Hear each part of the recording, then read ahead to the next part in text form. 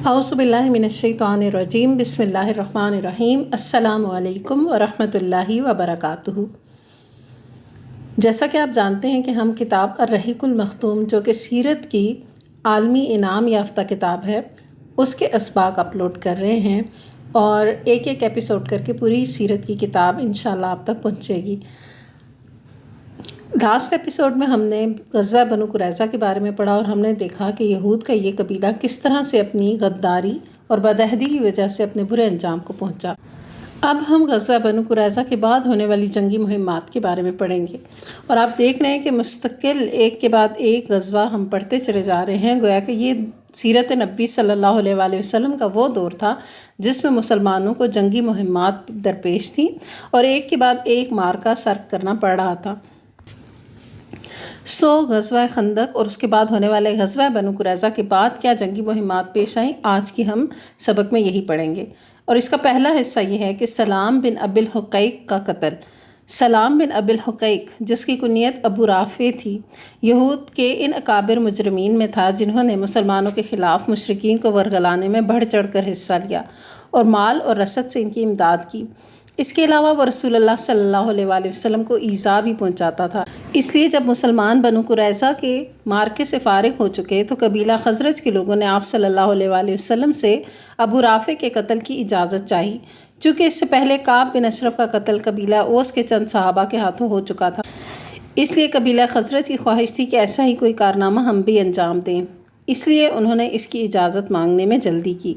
आप सल्लल्लाहु अलैहि वसल्लम ने इन्हें इजाज़त तो दे दी, लेकिन ताकीद फरमा दी कि औरतों और बच्चों को कत्ल न किया जाए। इसके बाद एक मुख्तसर सा दस्ता जो 5 आदमियों पर मुश्तमिल था इस मुहिम पर रवाना हुआ। ये सब के सब कबीला खज़रज की शाख बनु सलमा से ताल्लुक़ रखते थे और इनके कमांडर हज़रत अब्दुल्ला बिन अतीक थे। इस जमात ने सीधे खैबर का रुख किया क्योंकि अबू राफ़े का किला वहीं था। जब करीब पहुँचे तो सूरज गुरूब हो चुका था और लोग अपने ढोर ढंगर लेकर वापस हो चुके थे। अब्दुल्ला बिन अतीक ने कहा कि तुम लोग यहीं ठहरो, मैं जाता हूँ और दरवाज़े के पहरेदार के साथ कोई लतीफ़ जुमला इख्तियार करता हूँ, मुमकिन है कि अंदर दाखिल हो जाऊँ।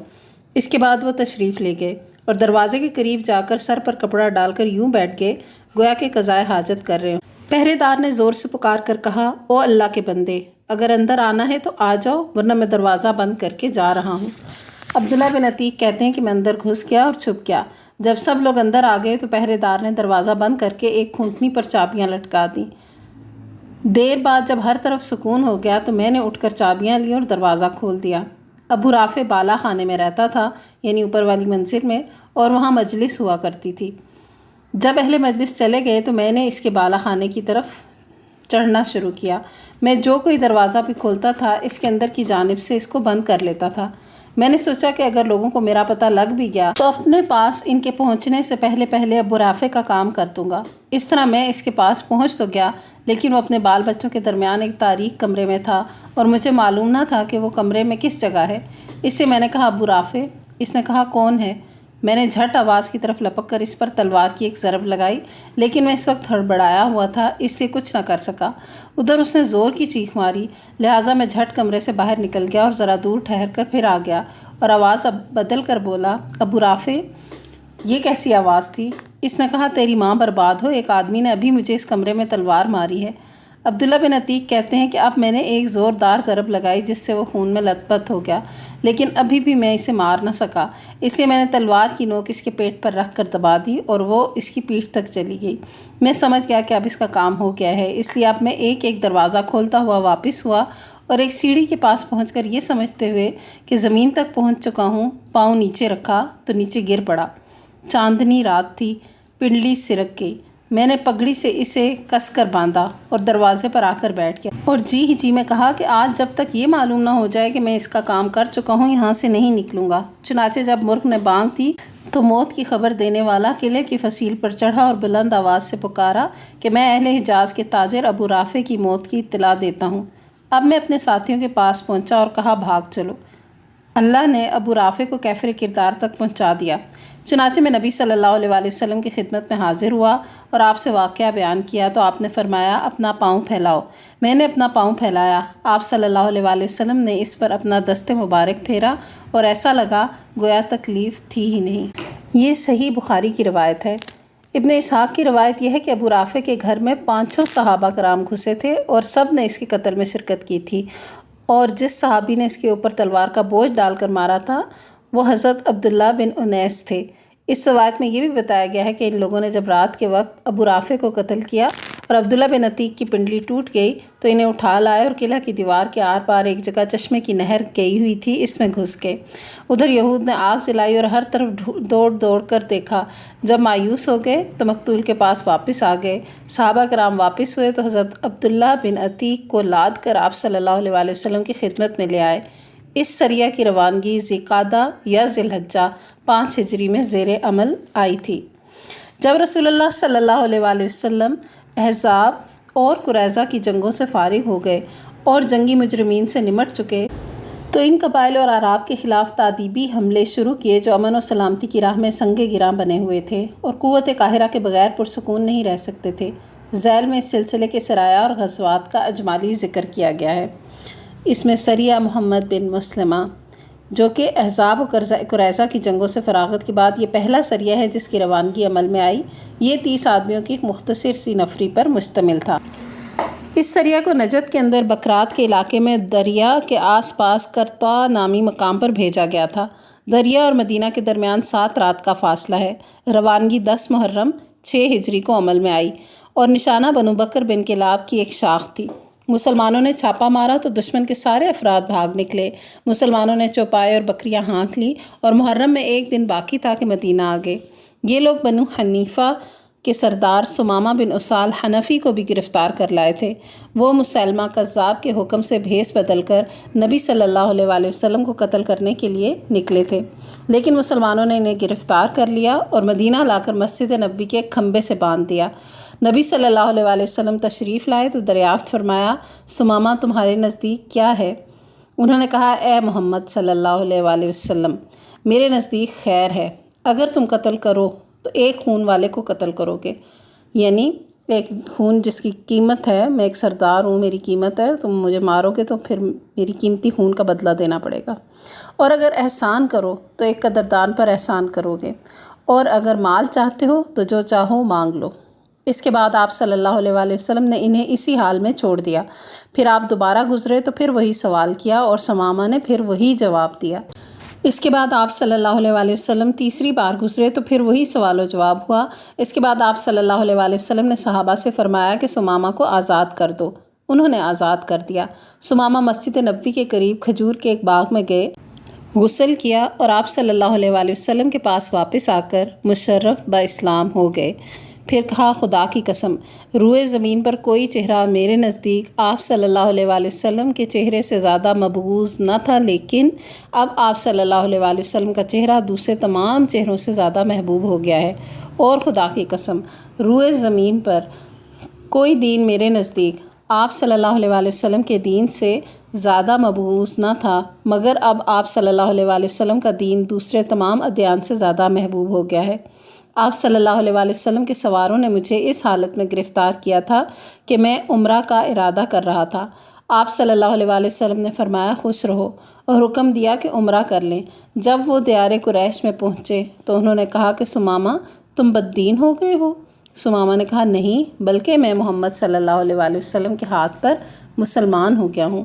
اور سنو، خدا کی قسم، تمہارے پاس یمامہ سے گیہوں میں ایک دانہ نہیں آ سکتا جب تک کہ رسول اللہ صلی اللہ علیہ وسلم کس کی اجازت نہ دیں۔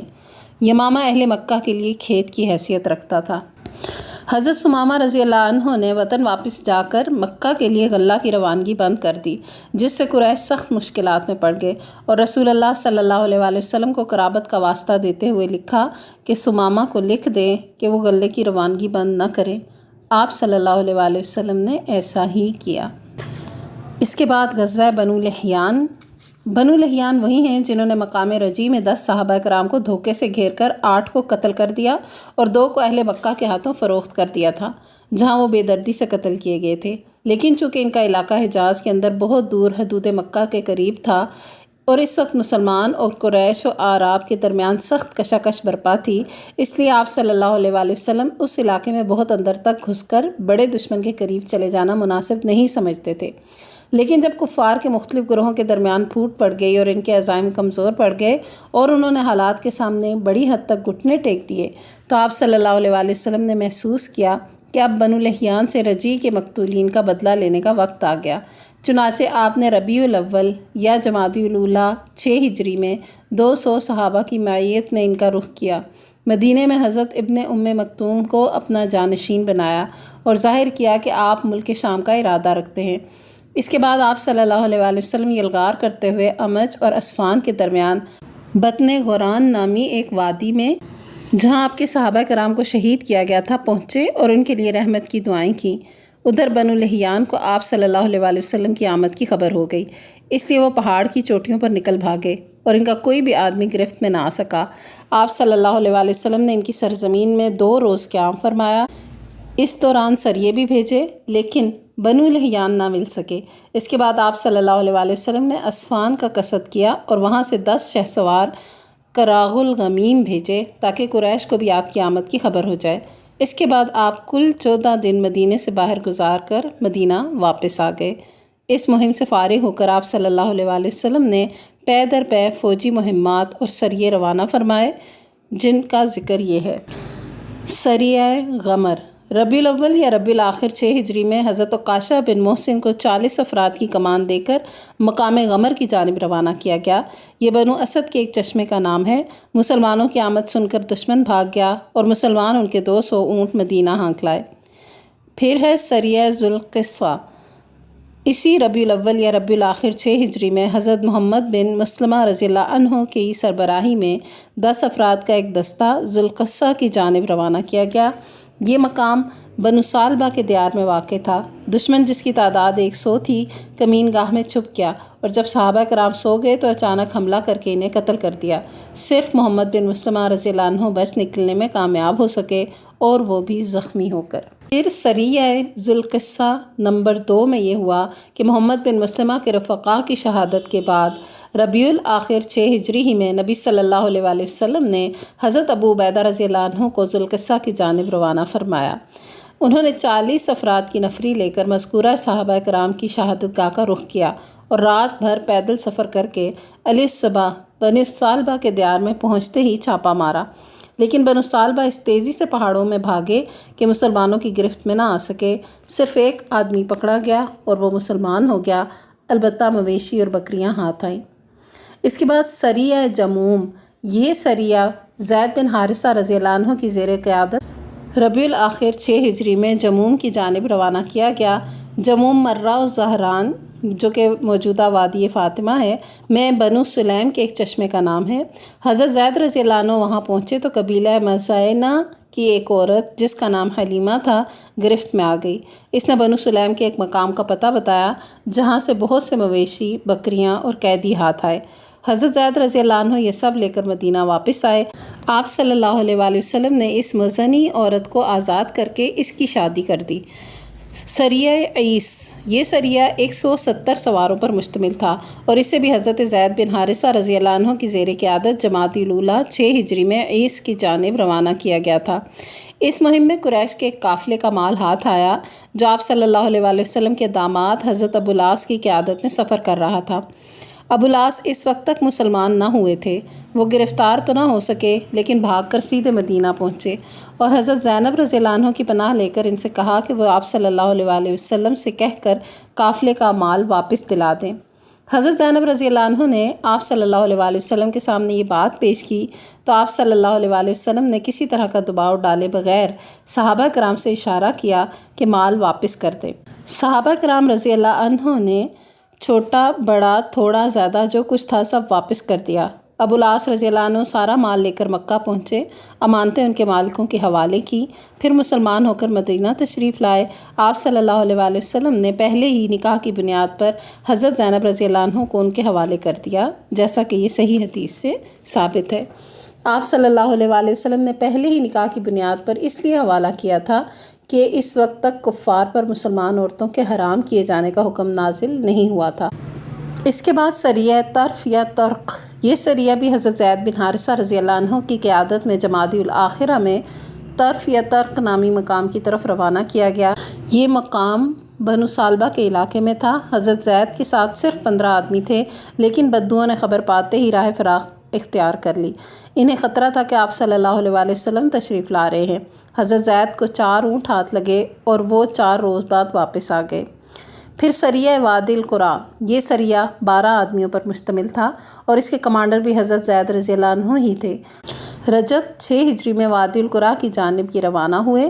مقصد دشمن کی نقل و حرکت کا پتہ لگانا تھا، مگر وادی قریٰ کے باشندوں نے ان پر حملہ کر کے 9 صحابہ کو شہید کر دیا اور صرف 3 بچ سکے، جن میں ایک خود حضرت زید رضی اللہ عنہ تھے۔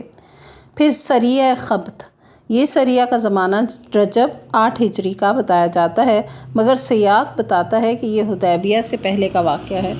حضرت جابر رضی اللہ عنہ کا بیان ہے کہ نبی صلی اللہ علیہ وآلہ وسلم نے ہمارے 300 سواروں کی جمعیت روانہ فرمائی۔ ہمارے امیر ابو عبیدہ بن جراح رضی اللہ عنہ تھے۔ قریش کے قافلہ کا پتہ لگانا تھا۔ ہم اس مہم کے دوران سخت بھوک سے دوچار ہوئے، یہاں تک کہ پتے جھاڑ جھاڑ کر کھانا پڑے، اسی لیے اس کا نام جیش الخبت پڑ گیا، یعنی خبت جھاڑے جانے والے پتوں کو کہتے ہیں۔ آخر ایک آدمی نے 3 اونٹ ذبح کیے، پھر 3 اونٹ ذبح کیے، پھر 3 اونٹ ذبح کیے، لیکن اس کے بعد ابو عبیدہ رضی اللہ عنہ نے اسے منع کر دیا۔ پھر اس کے بعد ہی سمندر نے امبر نامی ایک مچھلی پھینک دی، جس سے ہم آدھے مہینے تک کھاتے رہے اور اس کا تیل بھی لگاتے رہے، یہاں تک کہ ہمارے جسم پہلی حالت پر پلٹ آئے اور تندرست ہو گئے۔